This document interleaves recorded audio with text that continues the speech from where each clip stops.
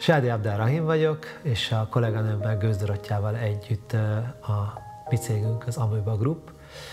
Kisebb és nagyobb léptékű épületekkel is foglalkozunk, középülettől családi házig. Mindenképpen a megrendelői igények azok, amit elsősorban fókuszban szoktunk tartani. Ez a ház, ahol most vagyunk, ez egy nagyon jó példája ennek, mert itt azt gondolom, hogy ez a fajta együttműködés nagyon jól megvalósult.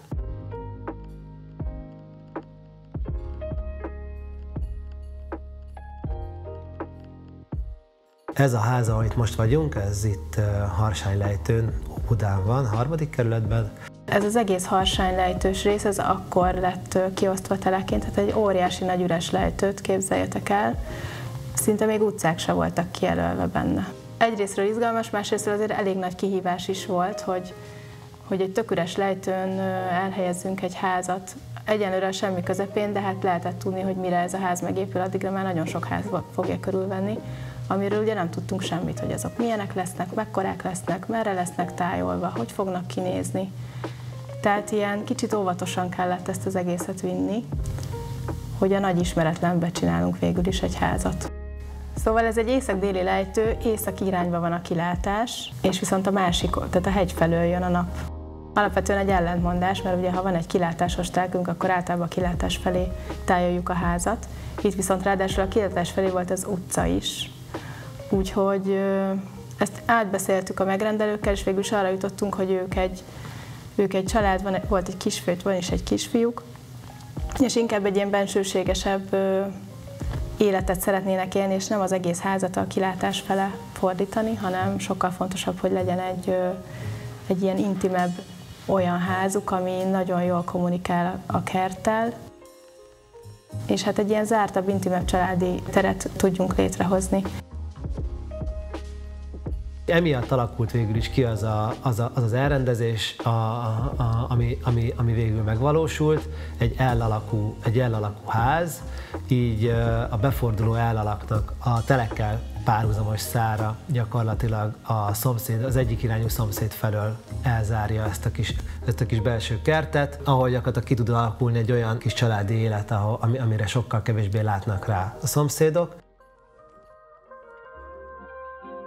Mivel egy domboldalon vagyunk, ezért a háznak is követni kell a területnek az emelkedését, viszont nem szerettünk volna egy ilyen nagyon lépcsőző tömeget kialakítani, ezért valójában belül van megoldva ez a szintkülönbség. Csináltunk is ilyen kisebb 50 centis parapeteket a földszinten belül, ami szerintem tök jól működik, mert a konyha étkező szint van felemelve, az van egy magasságban a kerttel, ami elég praktikus, mert nyilván ott rohangálnak a legtöbbet, illetve onnan is van a kijárat a kertbe.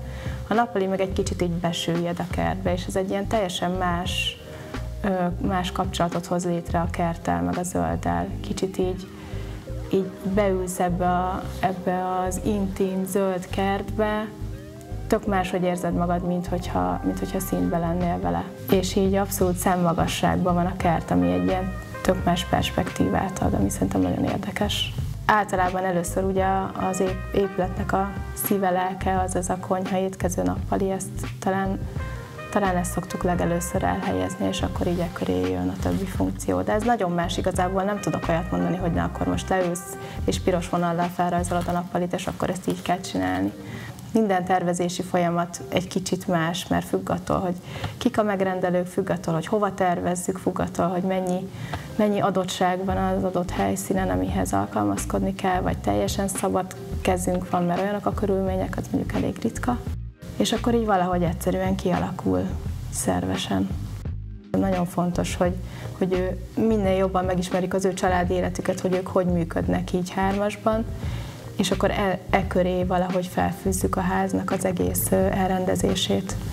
Úgyhogy ezeket nagyon részletesen átbeszéltük, ugye nagyon-nagyon fontos volt ez a kilátás, illetve benapozás kérdés, meg a kerthasználat, és akkor végül is valahogy a végén, amikor így minden szempont már a fejünkben van, akkor valahogy egyszer csak így megszületik a ház, és már csak finomítani kell rajta. Tehát mi egyébként elég sokszor elég gyorsan, pár óra alatt összedobunk egy olyan koncepciót, ami utána valahogy annak az erős magja az így végigkíséri az egész tervezést, és aztán be is igazolódik, hogy általában jó is ez az első megérzésünk.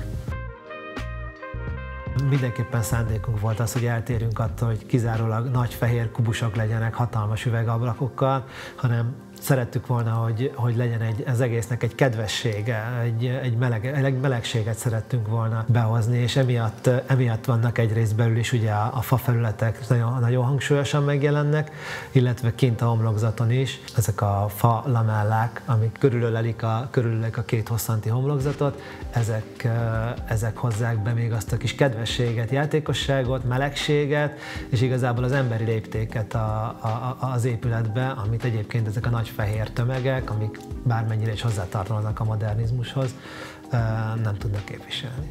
És a napfény az pedig igazából minden oldalról átjárja a házat, elsősorban már rögtön érkezéskor, tehát ez egy fontos dolog volt szintén, hogy rögtön, ahogy a főbejáraton megérkezünk, rögtön átlátunk az egész házon, egészen a kert végéig, nagy üvegfelületen rögtön beesik a természetes fény, és ez itt az összes közlekedő zónában megjelenik, a földszinten hangsúlyosabban, de az emeleti közlekedőnek is végig ablakokat adtunk északi irányba, hogy sehol ne legyen egy olyan sötét tér a házon belül, ahol esetleg napközben is fel kell kapcsolni a villanyt.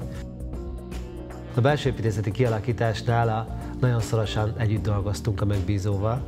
Alapvetően az volt a törekvés, hogy a kívül is megjelenő ugye kettősséget, hogy a modern hideg formák mellé bejön valamilyen meleg, tapintható anyag, azt itt bent is szerettük volna, hogy minél hangsúlyosabban megjelenik, ezért nagyon sok parketta és fafelület van. Ezt egészíti ki az a fajta kőfelület, ami ugye egy ilyen klasszikus szépséget tud nyújtani.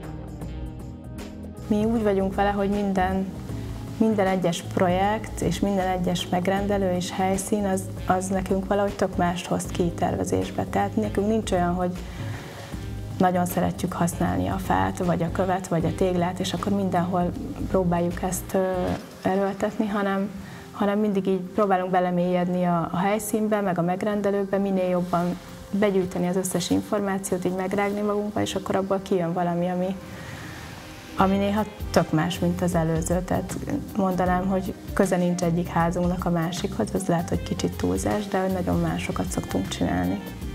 Én nagyon szeretek belépni a készterekbe, amiket mi terveztünk. Szerintem nekem még mindig van egy ilyen varázslat ebbe, hogy nagyon sokáig, hosszú hónapokon át elképzeljük, hogy lesz a legjobb végig az egész, talán az utolsó részletig már a fejünkben van, és akkor egyszer csak, ugye ennek van egy folyamata, mert először csak belépünk egy ilyen falazott, teljesen félkész dologba, de már akkor tök jó érzékelni a teret, amit így elképzeltél a fejedbe, azért más bent állni. És ahogy egyre inkább közeledik, bekerülnek a nyílászárok, a burkolatok, egyre érdekesebb és egyre jobb az, hogy tényleg így megszületik az, ami a fejedben már hosszú hónapok vagy akár évek alatt már sokat csiszolódott, és akkor ott állsz. Nekem mindig van egy ilyen varázslatos feelingje, hogy fú, tényleg, és akkor be is igazolódik, hogy igen, ez tényleg jó lett, és olyan lett arányaiban is, meg színeiben is, ahogy elképzeltük.